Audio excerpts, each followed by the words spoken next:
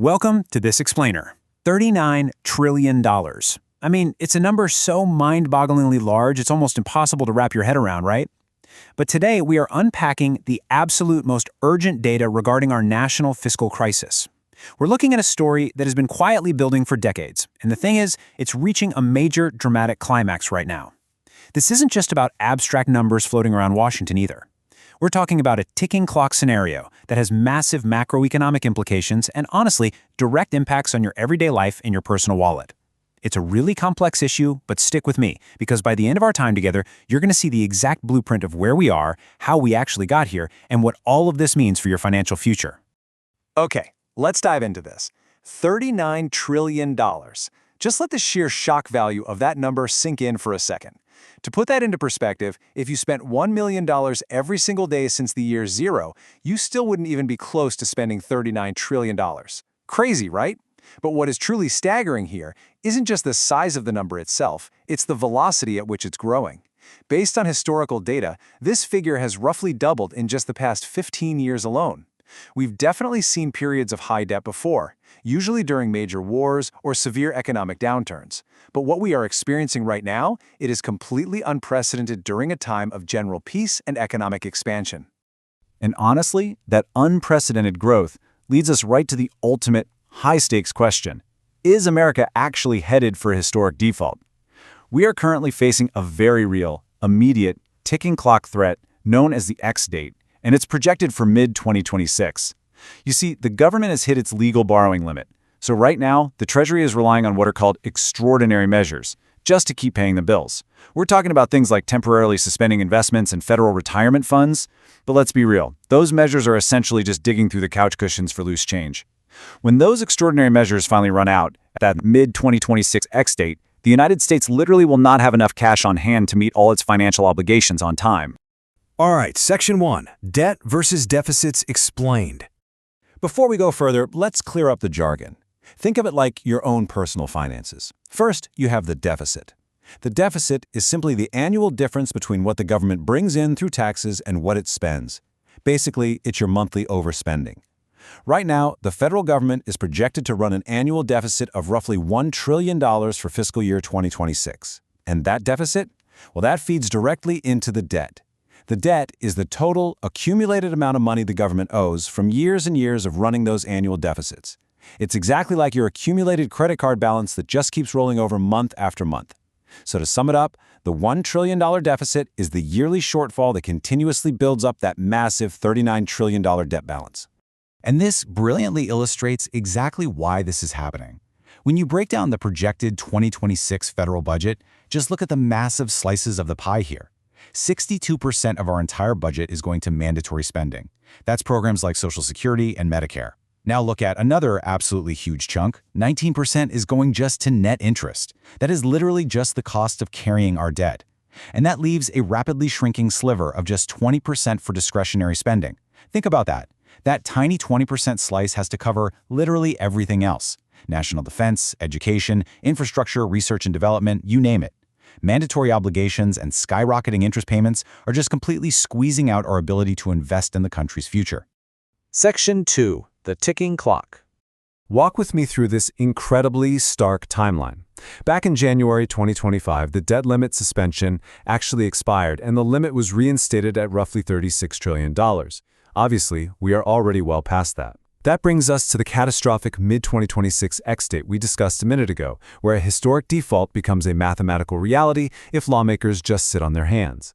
But look even further down the line. Let's say we somehow avoid a default today. Well, by 2031, the Medicare Hospital Insurance Trust Fund is projected to reach insolvency, which would trigger immediate, mandatory spending cuts. And then, just 2 years after that, in 2033, the Social Security Trust Fund faces the exact same fate, meaning a potential across-the-board benefit cut of around 25% for retirees. So yeah, the clock is ticking loudly and on multiple fronts at once. Moving on to Section 3, why it hits your wallet. So the crucial point is this. A national default isn't just a Washington problem. It is a personal financial disaster. If the U.S. defaults, Treasury securities instantly lose their safe haven status, sending absolute shockwaves through the global system. For you, that translates directly to mortgage rates jumping 1 to 2%. That's an extra $200 to $400 slapped onto a typical monthly payment. And because treasuries are the absolute bedrock of global finance, a default could trigger a massive stock market plunge.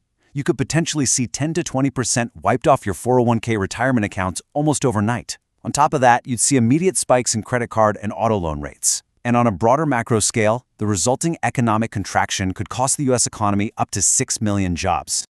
But honestly, here is the kicker. We don't even have to default for this debt to hurt you. Even if a default is magically avoided, just running these massive ongoing deficits acts as a hidden tax on everyday Americans. According to research from the Yale Budget Lab, deficit finance policies put massive upward pressure on inflation and interest rates. What that means is a persistent deficit increase essentially decreases your household's purchasing power by anywhere from $300 to over $1,200 over a 5-year period. Unchecked borrowing essentially means your hard-earned dollars simply don't buy as much at the grocery store, and businesses face way higher costs if they want to borrow and expand. Section 4, Fixing Our Fiscal Future. Now, take a breath. The first thing to understand here is that economists and budget experts aren't actually demanding that we pay off the entire $39 trillion debt. That would require draconian cuts that would completely crash the economy, and nobody wants that. Instead, the real goal is stabilization.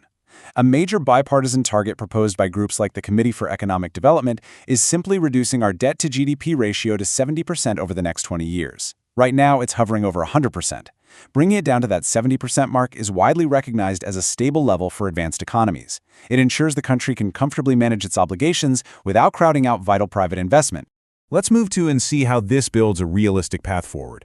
So how do we actually hit that 70% target? Well, nonpartisan blueprints strictly adhere to the math. And the math dictates that both spending cuts and revenue increases are absolutely necessary. It's a two-way street. Step 1 is reforming Medicare. That could look like injecting more market competition or maybe adjusting eligibility ages. Step 2 is saving Social Security, which might involve gradually raising the retirement age or perhaps adjusting the payroll tax gap. And Step 3 is broad-based tax reform. That means eliminating loopholes and broadening the tax base to responsibly increase our revenues. Ultimately, it requires a balanced approach of shared sacrifice. And the really interesting part is that the push to make this happen is gaining a lot of momentum outside of Washington through initiatives like the Concord Coalition's Facing the Future. Nonpartisan groups are out there actively trying to educate the public on these exact trade-offs. They are highlighting that civic awareness is the vital first step here, because frankly, as long as voters don't understand the math, politicians will be way too afraid to make the hard choices.